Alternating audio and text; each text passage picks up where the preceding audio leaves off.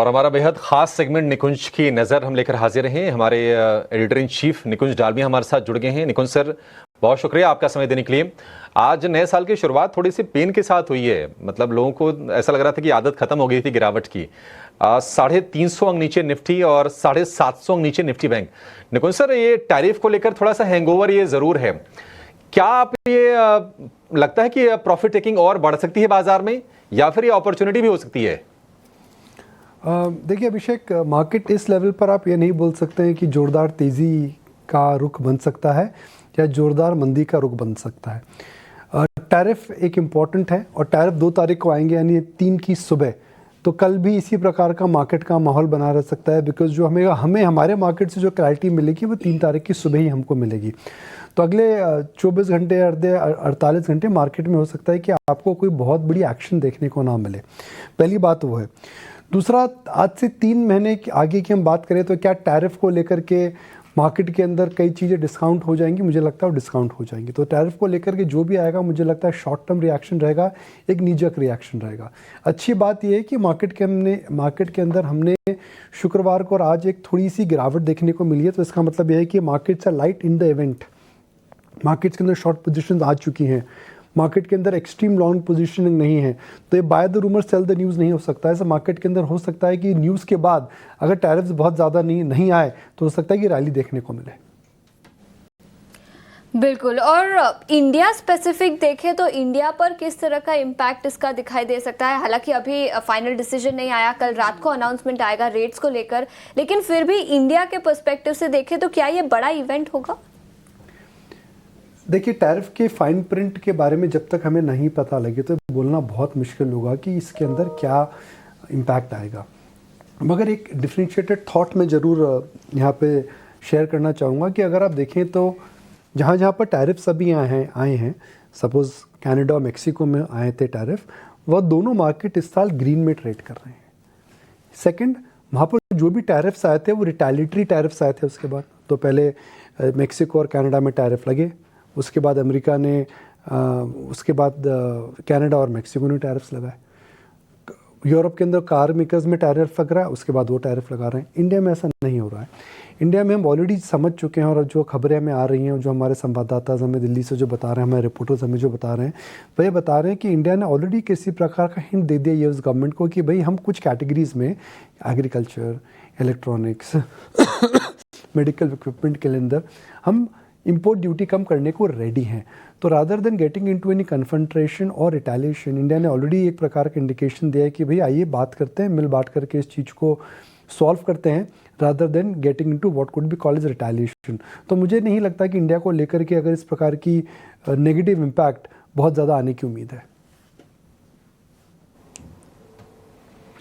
ठीक है, इंडिया को लेकर ज़्यादा नेगेटिव इम्पैक्ट आने की उम्मीद नहीं है, और ऐसी रिपोर्ट्स भी सजेस्ट कर रही थी कि इंडिया अपना स्टांस थोड़ा सा सॉफ्ट कर भी रहा है अमेरिकन गुड्स पे जो टैरिफ लगाए जाते हैं। लेकिन सर, 2 शेयर और हैं जिस पर बहुत सारे लोग जानना चाहते हैं और आपके इनसाइट्स काम आएंगे। वोडाफोन आइडिया में जो आज की तेज़ी हो रही है, सरकार ने इक्विटी को कन्वर्ट किया है, डिसीजन ले लिया है, आपको लगता है कि बहुत बड़ी कोई रेमेडी है?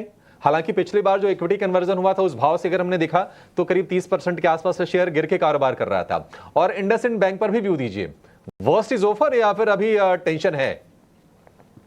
देखिए, वोडाफोन आइडिया के अंदर क्या हुआ है, सरकार ने अपने डेट को इक्विटी में कन्वर्ट कर दिया। जब इक्विटी को आप डेट में कन्वर्ट करते हैं तो क्या बिजनेस एंट्री होती है, आप उतनी जो डेट है उतनी बड़ी इक्विटी बढ़ा देते हैं। तो वोडाफोन के जो नंबर ऑफ शेयर्स हैं, बिकॉज इसके अंदर कई बार कन्वर्जन हुआ है EGR का, वह इस लेटेस्ट कन्वर्जन के बाद करीब 10,000 करोड़ की वैल्यू हो जाएगी, 10,000 करोड़ शेयर हो जाएंगे।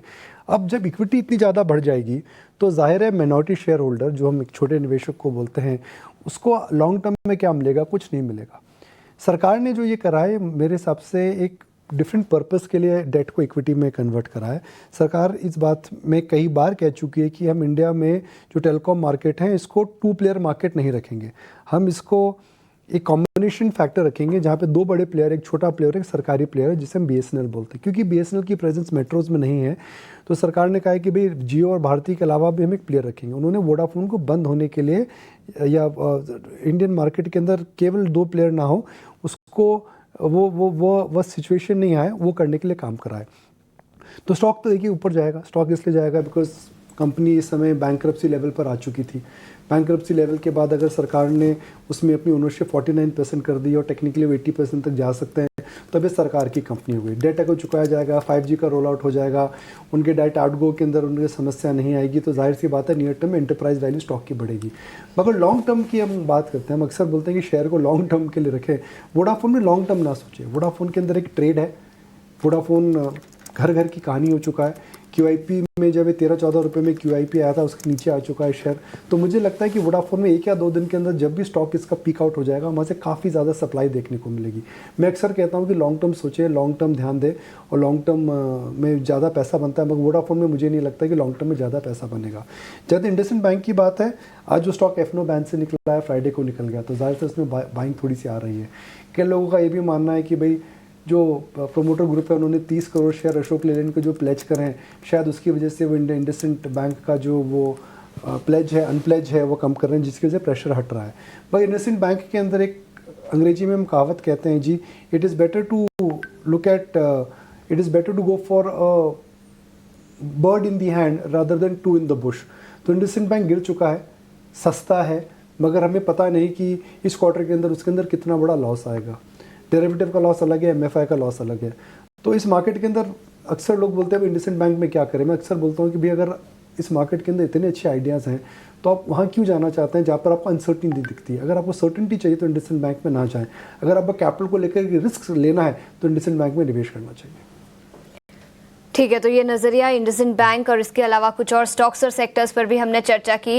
जियोपॉलिटिकल फ्रंट पर भी काफी कुछ हो रहा है। निकुंज सर, बहुत बहुत शुक्रिया समय निकालकर अब हमारे साथ ET नाउ स्वदेश पर जुड़ने के लिए। लेकिन इसके अलावा कई और स्टॉक्स और सेक्टर्स जहां पर आज के सत्र में एक्शन दिखा है। रियल एस्टेट इंडेक्स सबसे बड़ा sectoral loser. In fact Nifty realty index 3% की गिरावट के साथ कारोबार करता हुआ। गोदरेज प्रॉपर्टीज की बात करें तो 4% से ज्यादा की कमजोरी यहां पर दिखी है। Prestige estates, Oberoi realty, Lodha जैसे सभी स्टॉक 3.5 से 4.5% की गिरावट के साथ कारोबार करते हुए। लेकिन रियल एस्टेट सेक्टर के अलावा IT इंडेक्स में भी भारी कमजोरी आज के सत्र में दिखी है। Persistent systems, Coforge, HCL tech, Infosys सभी स्टॉक्स 3% से ज्यादा की गिरावट के साथ कारोबार करते हुए। इस पर एक नजरिया ले लेते हैं हमारे मेहमानों का। कई सारे टेक्निकल एनालिस्ट भी हमारे साथ जुड़े हुए हैं। राजेश जी, सबसे पहले आपसे पूछना चाहूंगी, क्या व्यू होगा आपका IT इंडेक्स पर, और टेक्निकल्स पर देखें तो क्या इन लेवल्स पर खरीदारी के मौके अब बनेंगे? तो आशीषा जी देखिए, निफ्टी IT इंडेक्स तो एक डाउन ट्रेंड में ही है, और अगर हम देखें तो series of lower top lower bottom formation Nifty IT index ने बनाए हैं। और अगर हम देखें तो पिछले कुछ दिनों में वापस से लार्ज कैप IT में एक गिरावट वापस बनते हुए दिखी है। तो हमें लगता है जो भी छोटे मोटे पुल बैक IT सेक्टर में बने हैं, वहां पे अभी भी कॉन्फिडेंस कंफर्ट नहीं है। और यहाँ पे अभी हमें लगता है कि एक क्रूशियल लेवल के आसपास ही निफ्टी IT इंडेक्स ट्रेड करते हुए देखने को मिल रही, जो कि है करीब 35,800 35,700 के जोन में। अगर ये लेवल वॉयलेट होते हैं निफ्टी IT इंडेक्स के, तो हमें लगता है कि यहाँ पे फर्दर 2 से 3% का और करेक्शन इसी करेक्शन के साथ कंटिन्यू होते हुए दिखेगा। तो हमें लगता है वीकनेस तो है। स्टॉक स्पेसिफिक बात करें तो यहाँ पे इन्फोसिस का अगर स्ट्रक्चर देखें तो स्टॉक अब डिसाइसिवली 20-डे मूविंग एवरेज के नीचे सस्टेन होते हुए देखने को मिला है।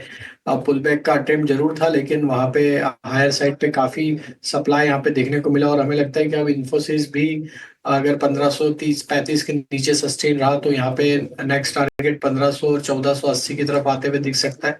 वही लार्ज कैप स्पेस में HCL टेक को भी देखें तो वो स्टॉक भी अभी भी हमें लगता है कि एक क्रूशियल सपोर्ट जोन के आसपास ट्रेड कर रहा है। और जिस तरीके की वीकनेस है, तो हमें लगता है कि वो सपोर्ट जोन जो कि है करीब 1520 1515 के जोन में, वो भी टूटते हुए दिखेंगे। अगर वो टूट जाते हैं तो फिर उसका नेक्स्ट टारगेट लोअर साइड पे 1460 1450 की तरफ भी आते हुए दिख सकता है। तो IT ऐसे स्पेस अभी हमें लगता है वीक है, अभी बाय नहीं करना चाहिए। यहाँ पे फर्दर और करेक्शन एक्सटेंड होते हुए दिख सकता है।